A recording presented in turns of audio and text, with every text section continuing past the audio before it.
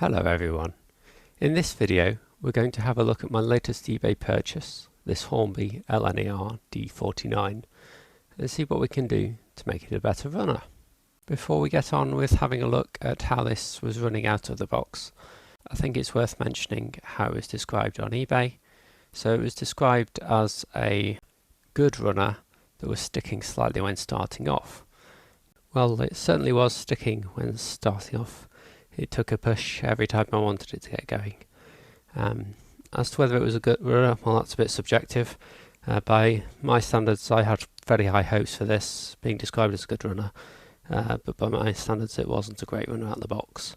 So I wanted to see what I could do to make it a bit better. Now, one thing I can't fault is how well packaged it was. It was really well packaged. So here it is on the test track. Let's see it in action.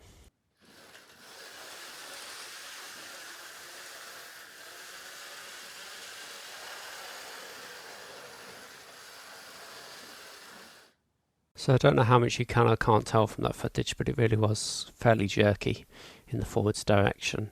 It took a push to get going and then ran really quite jerkily, especially at lower speed. So trying it in backwards.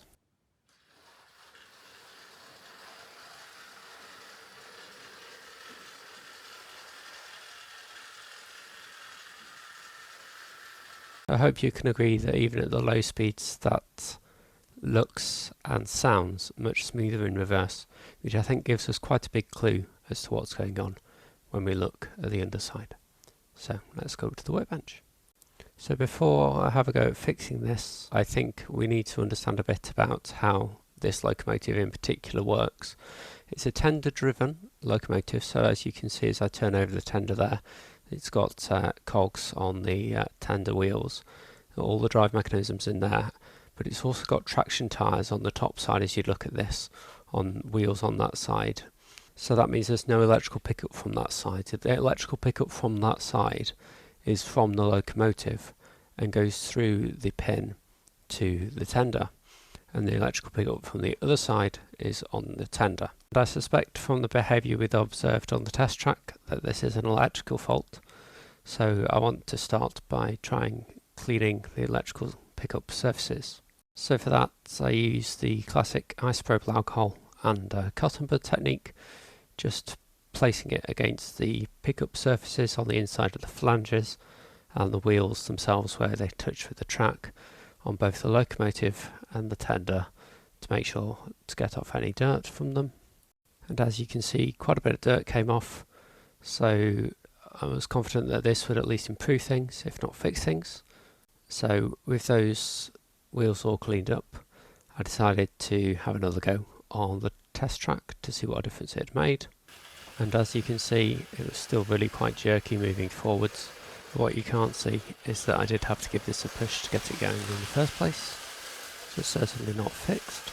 It's better at higher speed, which I think reaffirms my belief that it's to do with the electrics rather than mechanics. So back to the workbench.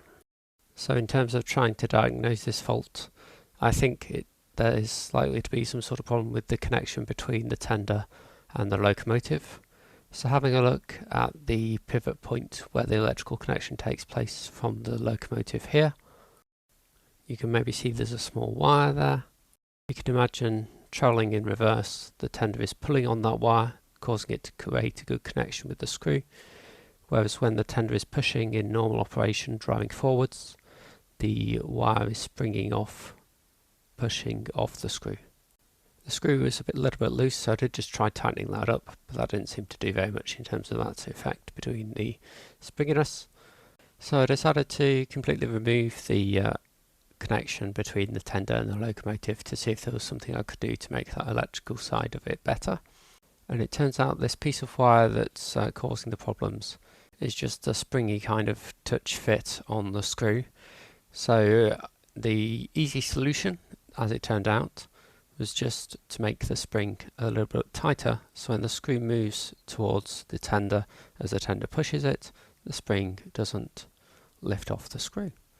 So I hope you can see with that bit more of a bend it is much better at hugging that screw. So then I put it back on the locomotive and it's time for another test. So So then this time it set off without a push and ran relatively smoothly, even at lower speeds. So I'm happy with that. What a simple fix. So was the gamble of an eBay purchase worth it? I think so. I think that was a really good investment for about 30 quid including postage to get this locomotive that now runs really well after a couple of minutes of effort and looks really good. I think that's a good deal. I've got some ideas for this locomotive in terms of making it look even better, so if you're interested in seeing how it develops as I go through the process of doing other things to it to hopefully make it even better, please feel free to subscribe. Thanks very much for watching. Catch you next time.